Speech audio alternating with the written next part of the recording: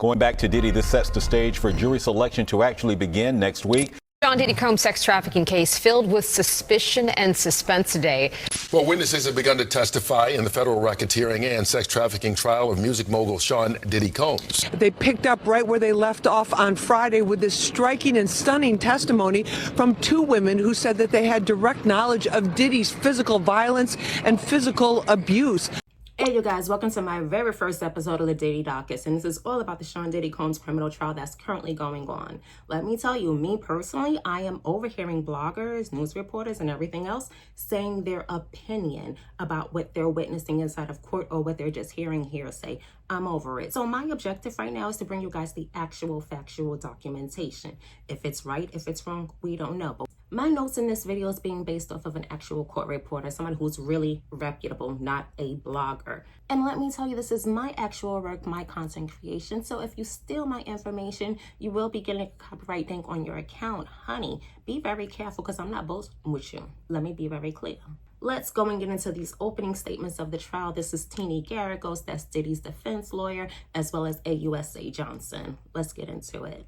This is Sean Combs. To the public, he was a cultural icon, a businessman, larger than life. But there was another side to him. You will hear about 20 years of the defendant's crimes. He had a team to help him: kidnapping, arson, drugs, sex crimes. AUSA Johnson. Let's start with one night. He was on the hunt for his girlfriend, Cassie. He forced her to have sex with male escorts while he watched and recorded it. He found out Cassie was seeing another man. Furious, he set out to find Cassie and another man, AUSA. He woke an employee to drive to the house, but no one was there. The defendant didn't give up. He kept looking for Cassie. When he found her, he beat her brutally, kicking her in the back and flinging her around like a rag doll. But it wasn't enough. AUSA. He told Cassie he could release video of her having sex with male escorts. He broke into a man's house and he beat and blackmailed his girlfriend. These are not his only crimes. Cassie is not the only woman he beat and sexually exploited. 20 years of crimes. AUSA. He had a business, Bad Boy Records, that made him rich. He relied on his bodyguards, chiefs of staff, who ran all aspects of his life. The group promoted his power. His bodyguards kidnapped an employee and set a car on fire. AUSA. They delivered drugs whenever he said, including to the woman he forced to have sex with the escort. He transported them across state lines and even out of the country. Let me be very clear. This case is not about a celebrity's private sexual preferences. This was criminal. He coerced and even used violence. AUSA. Along the way, this trial will focus on two women, Cassie and Jane. We will show that the defendant used lies, drugs, threats, and violence to force them to have sex with him in front of male escorts. He called them freak-offs, wild king nights, or hotel nights. His staff organized flights, cars, and hotels. At his direction, his staff set up the room with lubricant and lighting. Staff came in with cash to pay the escorts and drugs. AUSA. He made them take MDMA or Molly, and ecstasy. It made them sick but also sexually aroused. He directed every step. He expected the women to appear to enjoy themselves. Cassie was 19 with a hit song. AUSA. Cassie tried to work on her music but the defendant made her turn down many opportunities. She recorded, but he had the final say over the music she released. There was never another album. He hit Cassie in the head and dragged her by the hair. AUSA. He stomped on Cassie's face in an SUV, then made her stay in a hotel for a week to hide her injuries. He set up freak-offs as often as once a week. She spent half of her time. The defendant made an escort urinate in her mouth.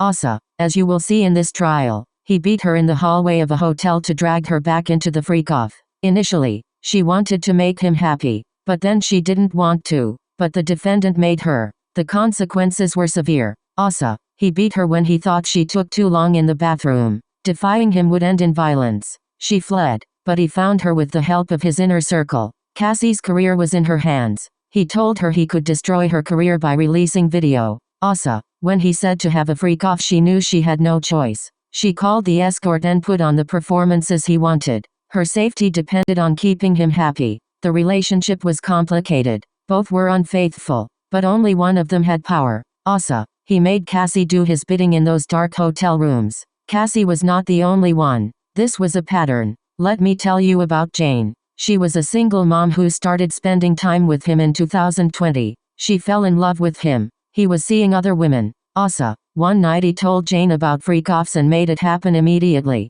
He took her to a hotel where an escort was on the way. He directed her step by step. Jane thought it was a one-time wild night. She was wrong. He continued, offering a real relationship. AUSA. Jane wanted the escort to wear condoms, but the defendant did not let them. Jane tried to make it through these nights without drugs. The first time, she broke down and took ecstasy to finish. Another time she vomited, but he said, "Go do it again." AUSA. Jane found two men and invited them to join the freak-offs, so she could choose the man she'd be intimate with. The defendant discouraged her from working. He had the power to coerce her back into the hotel rooms. He threatened her with the videos. AUSA. Not even a year ago, he went to her house. She was angry. She hit him. He became enraged. She tried to hide. She locked herself in her bedroom. He kicked it open. Then the bathroom, the closet, the guest bedroom. He kicked her to the ground. AUSA. He did not let Jane be. He said, "You're not going to FCK up my night." He said, "Call up an escort and perform." Jane followed his instructions. His violence got him what he wanted. Cassie will tell you about the time the defendant forced himself on her. AUSA. Mia, an employee, will tell you how the defendant forced himself on her, hand up her dress, penetrating her. Amidst all this violence, he and his inner circle worked to cover up his crimes. The video at the LA hotel? You will hear just how far this went. AUSA. The defendant offered a hotel security guard a wad of cash, a brown paper bag with $100,000 in $100 bills. The inner circle kept Cassie in hiding for days. For all of this, he is charged with multiple federal crimes, racketeering conspiracy. AUSA. Cassie and Jane will tell you of the most painful experiences of their lives. You'll hear from some of the defendant's employees, including his personal assistant Mia, who he sexually assaulted. She is grappling with it. AUSA. You will hear from the employee he forced into a SUV with a gun, and from a chef. They worked punishing hours, at times without sleep. They bought drugs for him. They were expected to keep quiet. Some of these witnesses have already received settlements. AUSA. You will also hear from some of the escorts, that the defendant directed them and filmed it. An escort saw the defendant assault Cassie and drag her by her face during a freak-off. You'll see records from hotels and the damage, and car services. AUSA. You will see text messages in which the defendant tells staff to bring cash for escorts, and by Jane saying she did not want to do freak-offs. You will see videos. In them, you can hear the defendant provide direction to Cassie and Jane, high on ecstasy. AUSA. You will see a video of the defendant brutally beating Cassie during a freak-off in an LA hotel. You will see photos of the damage, including to 4 doors in Jane's home not even a year ago. You will see what he had in his home: guns, a med bag of drugs, lube. AUSA. You will see the agreement with the hotel guard, barring him from speaking after he paid $100,000 for the video. You will hear him manipulate Jane into saying she wanted it. His threats not to pay for her home. Texts to his staff about it. AUSA. I ask you to do 3 things. Pay attention to the evidence. Follow the judge's instructions on the law. Use your common sense, and you will reach the verdict that Sean Combs is guilty.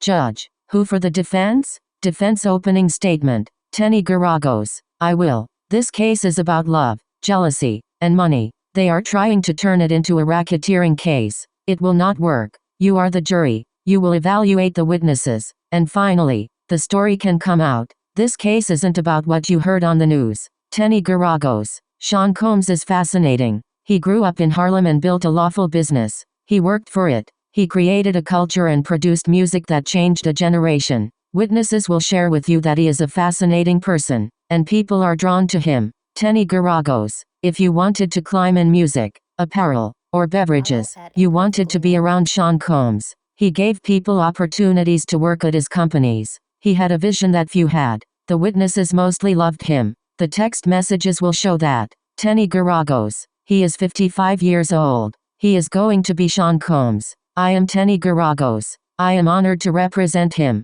The only people in this courtroom who will tell you about racketeering are the prosecutors. There was no conspiracy. Teny Geragos. This case is about Sean Combs' private sex life. The government has no business in that. These hard-working individuals were educated, from Harvard to Howard University. He has a temper and got violent. He is not proud of that. We own it. Teny Geragos. He sometimes gets so jealous or angry he is out of control. You will hear that he lied to his girlfriends. You may think he is a jerk, but that does not make him a criminal. His actions, while perhaps misguided in moments of passion, do not constitute the systematic abuse and exploitation that the prosecution is attempting to portray. Teny Geragos. The prosecution wants you to believe that Sean Combs is a monster, but the truth is far more nuanced. Yes, he made mistakes. Yes, he has had tumultuous relationships. But this case should not be about demonizing a man for his private life or the complexities of his relationships.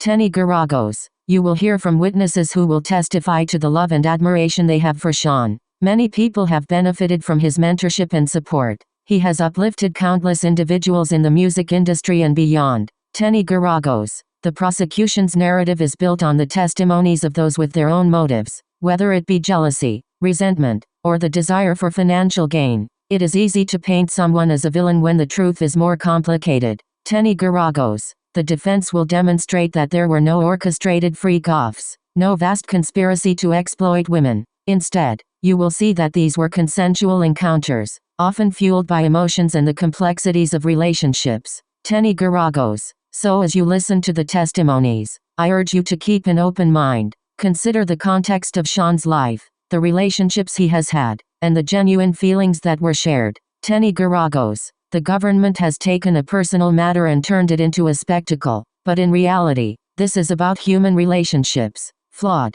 messy, and sometimes painful. You will see that Sean Combs is not the villain they want you to believe he is. Teny Geragos. Thank you for your time. I am confident that after hearing all the evidence, you will conclude that Sean Combs is not guilty of the charges against him. Now, I don't know. It's just my opinion, but we're about 9 days into this trial. I have not seen coercion. Now, I don't know, but so far what I've seen inside this trial, I have not seen forced coercion. I have not seen any trafficking. I haven't seen anything of the sort. But hey, you guys, you drop your comments. Let me know what your feelings are, and I will catch you guys in the next video. Like, follow, share. Bye.